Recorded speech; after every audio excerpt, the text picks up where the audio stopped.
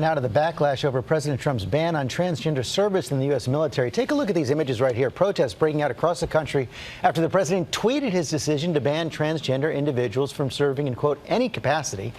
The policy President Trump is reversing was just announced last year by President Obama's administration, and now the future of those currently serving our country is in question. This was an abrupt move by President Trump. He promised during the campaign that he would be stronger on LGBT rights than Hillary Clinton. Our chief White House correspondent John Carl is here with what we know now. And John, this decision caught Congress and many in the Trump administration by surprise.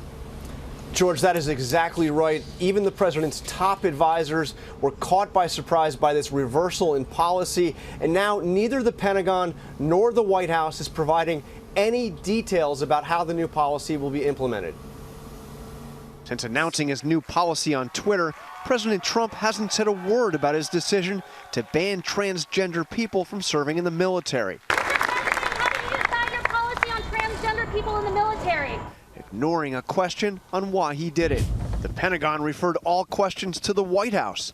So we asked the president's press secretary what happens now. The president was pretty clear that he will not accept or allow a transgender individual to serve in any capacity.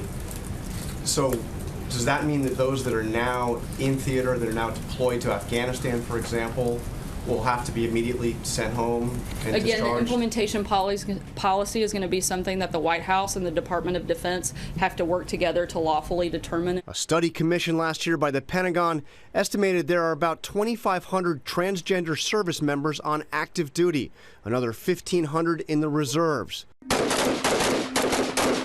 One of those on active duty, Air Force Staff Sergeant Logan Ireland, profiled in a New York Times documentary while he was serving in Afghanistan. There's not a lot of people that know that I'm transgender. Responding to the president, Staff Sergeant Ireland said, "I would like to see them try to kick me out of my military. You are not going to deny me my right to serve my country when I am fully qualified and able and willing to give my life." With so many service members potentially affected, the president's new policy and how it was announced was criticized by Democrats and Republicans. I don't know why he decided what he did, but I think the right way to do this is have a hearing so you can hear from both sides. I want a strong, vibrant military, but I want to be fair, and the best way to do this is have a hearing, not a tweet. President Trump's most prominent transgender supporter, Caitlyn Jenner, weighed in on Twitter, retweeting the president's own words from the campaign. "Thank you to the LGBT community.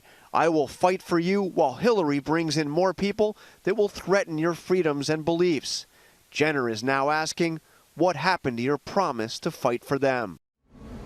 And despite the president tweeting about the, quote, tremendous medical costs and disruption that transgender in the military would entail, that study that was commissioned last year by the Pentagon found, quote, there would be little or no impact on unit cohesion, operational effectiveness, or readiness. And as for the medical costs, the study estimated them to be at less than 1/10 of 1% of what the military spends on health care.